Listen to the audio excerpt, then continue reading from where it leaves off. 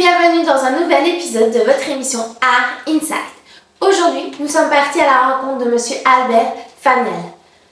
Enseignant d'exception, il tient l'atelier Le Chat qui louche à Soiron. Nous vous laissons le découvrir dans cette interview réalisée pour vous.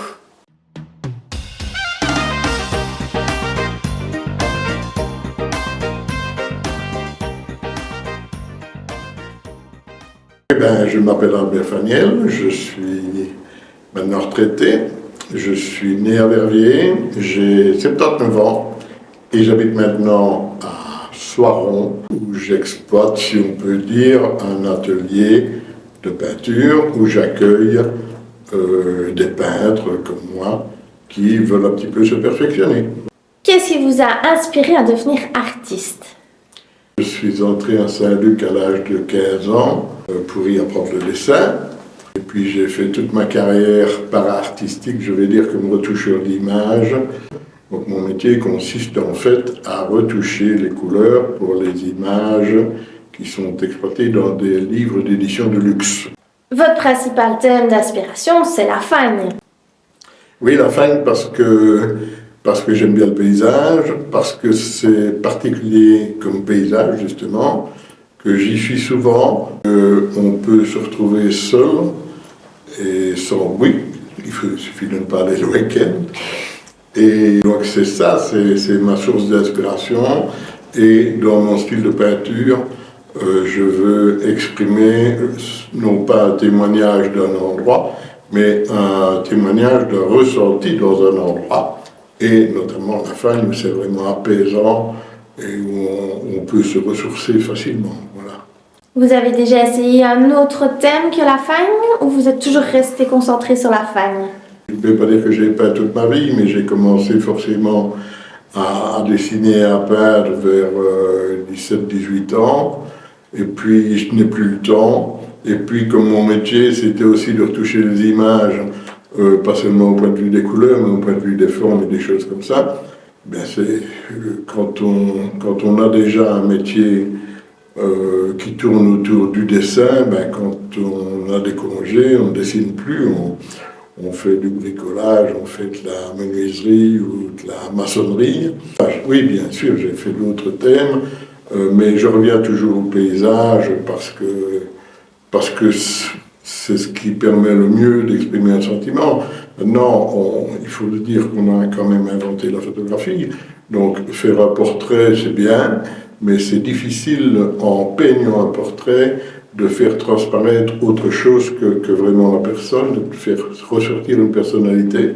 Ça demande beaucoup de travail, ça ne permet aucune erreur, ça demande trop de temps.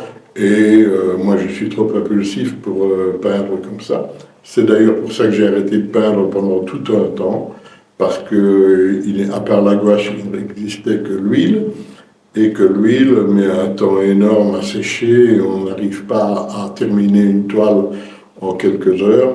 Et en 1975, quand on a enfin inventé de la peinture acrylique de bonne qualité avec des pigments qui sont pratiquement les mêmes que ceux de la peinture à l'huile, et bien là j'ai pu me remettre à peindre parce que pour moi le fait de sécher rapidement, c'est relatif, le fait de sécher rapidement permet justement une impulsivité et c'est ce que je veux pouvoir exprimer dans ma peinture. Pourriez-vous décrire votre processus créatif de la conception à la réalisation d'une œuvre ? Alors, quand je peins un paysage, il faut d'abord que le paysage m'inspire, évidemment. Il faut que je le connaisse bien, parce que, contrairement à un photographe qui va vouloir témoigner d'un endroit, moi, je veux témoigner d'un ressenti vis-à-vis de cet endroit-là. Donc, c'est deux arts totalement différents. Un photographe, ce n'est pas un peintre avec un objectif, et un peintre, ce n'est pas un photographe avec un pinceau. Si le photographe va vouloir montrer qu'il y avait de la neige, et le peintre, il va vouloir montrer qu'il faisait froid. Donc c'est deux approches qui sont différentes. Et donc dans mon processus, je vais me balader en fagne. Je prends généralement un papier et un crayon, parce que les endroits sont trop éloignés que pour peindre sur place. Donc je fais quelques croquis. éventuellement rehausser l'aquarelle. Et puis, je fais aussi quelques photos, mais c'est dans l'atelier que je vais réunir tout ça et que je vais recomposer vraiment le tableau. Donc, tous les tableaux, même s'ils sont des endroits qui existent réellement, sont reconstitués et représentent quelque part une petite idéalisation de l'endroit que j'ai visité. Il y a des artistes ou des mouvements artistiques qui vous ont influencé ou qui vous influencent toujours? Oui, les impressionnistes.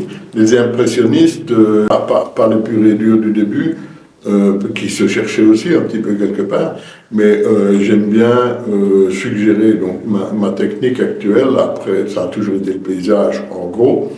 Je suis passé par le paysage réaliste et puis je suis arrivé au paysage abstrait, à force d'épuration, mais à force d'épuration, il ne restait plus rien sur la toile. Donc j'ai commencé par supprimer la couleur, donc je ne faisais plus que des paysages de neige. Et puis en allant à l'essentiel, il y avait un petit peu de bleu, une ligne et un petit peu de blanc, et c'était une fine, quoi. Donc je donnais des cours de peinture et que je donnais à mes élèves des travaux qui étaient des sujets qui étaient un petit peu plus compliqués que l'abstraction totale. Je me demandais si je donnais bien cours parce qu'ils n'arrivaient pas forcément à faire ce que je voulais qu'ils fassent. Donc je me suis remis en question, j'ai réessayé et je me suis rendu compte que finalement je ne leur conseillais pas les beaux pinceaux ni les bonnes pâtes de peinture et que finalement en me retestant moi-même, en me remettant en question, j'ai repris goût à une forme de peinture de plus en plus réaliste pour arriver à l'hyperréalisme qui pour moi est par rapport au photoréalisme où c'est vraiment une photo, mais là c'est un exploit technique, alors que l'hyperréalisme c'est la manière de loin de faire croire que c'est une photo, mais si on va de tout près on se rend compte que c'est totalement autre chose. Vous sauriez nous partager une anecdote intéressante ou un moment lié à une de vos œuvres? Une anecdote? Non, je ne sais pas. Ce qu'il y a, c'est que quand je recompose une œuvre, il y a des règles, c'est-à-dire qu'il y a des astuces pour que ça plaise au public. Donc, par exemple, avoir quelque chose de sinueux à l'avant-plan, de bien appliquer toutes les perspectives, parce qu'il n'y a pas que la perspective de grandeur qui fait que plus c'est loin, plus ça devient petit. Il y a aussi les perspectives de couleur, où la couleur va se désaturer avec l'éloignement. Il y a des perspectives de netteté, de détail, des perspectives atmosphériques.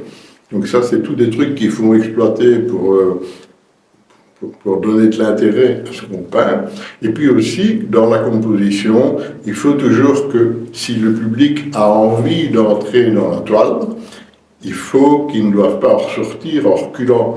Donc je peins toujours, même si ça n'existe pas vraiment, des petites portes de sortie dans le fond de la toile. Il y a un petit chemin qui part, on ne sait pas très bien où on va et on a envie d'aller voir. Donc ça, c'est des trucs, évidemment, pour... je ne sais pas si c'est des anecdotes, mais c'est comme ça que je peins. Et comment est-ce que vous vivez l'interaction avec le public quand il vient voir vos œuvres, acheter vos œuvres? Je suis évidemment enchanté de l'intérêt qu'ils portent à ce que je fais. Et j'aime bien évidemment aussi de leur expliquer, de leur essayer un échange. L'achat d'une œuvre, c'est un coup de cœur, donc c'est aussi une question de prix si on veut. Là, de ce côté-là, j'essaie de ne pas exagérer pour que ça reste quand même à portée de tout le monde. Le but, c'est quand même de partager ce que je fais avec le plus de monde possible. D'où vous est venue l'idée d'ouvrir votre atelier à des élèves? Ah ben voilà, moi j'adore peindre en public. Donc, chaque fois qu'il y avait une manifestation dans le Grand Verviers où on demandait à des artistes de venir en dessous d'une tonnelle et montrer ce qu'ils faisaient, je prenais chaque fois un chevalet et je peignais en public parce que j'adore ça. J'adore voir la réaction du public à ce que je fais. Et il y a beaucoup de gens qui m'ont dit « Ah, c'est beau ce que vous faites ». C'était le ravi. Et est-ce que vous donnez des cours? Et puis finalement, je me suis dit « Ben oui ». Dans ma vie, j'ai donné des cours de tout, j'ai donné des cours de Photoshop, j'ai donné des cours de cuisine, j'ai donné des cours de bonsaï, donc pourquoi pas des cours de peinture. Et c'est pour ça que j'ai commencé à donner des cours de peinture au Centre culturel de Verviers. Et finalement, j'ai ouvert mon atelier chez moi. C'est à un plus petit nombre de personnes parce qu'il fait plus petit, mais ça permet d'aller plus loin dans l'accompagnement des gens qui viennent travailler chez moi. Et pourquoi le nom Le Chat qui louche? Ah, le Chat qui louche, ben, c'est une maison où on abrite énormément de chats, des chats recueillis, tous opérés bien sûr. Et notre chat préféré, c'était un chat qui louchait, ça arrive souvent, un chat qui louche. Donc on a appelé ça le Chat qui louche. Et maintenant à la maison, une maison qui se trouve à Soiron, eh bien, il y a une enseigne devant la maison, au Chat qui louche, et c'est devenu l'atelier du Chat qui louche. Et voilà. D'accord, donc actuellement, on peut vous retrouver à la Fondation Adolphe Hardy avec vos élèves pour votre exposition de peinture. Oui, que je remercie d'ailleurs, parce que pour moi c'est un merveilleux endroit qui est abordable et qui est bien situé, bien que les gens aient peur de Dijon en général, mais c'est surtout les Bruxellois qui ne connaissent pas Dijon, ils savent imposer d'ailleurs. Donc c'est un très bel endroit dans la région de Verviers. C'est un endroit où je reviens régulièrement parce que j'aime bien l'ambiance, j'aime bien les gens qui s'en occupent. Et voilà. Donc je vous recommande, si vous cherchez un endroit, à venir vous renseigner à la Fondation Hardy. Dans notre prochain épisode d'Art Inside, nous partirons à la rencontre de Madame Anne-Marie Laboureur, qui est notamment une des élèves de Monsieur Albert Fanel. Nous vous disons donc à bientôt. N'oubliez pas de vous abonner à notre chaîne pour rester au courant des prochaines émissions.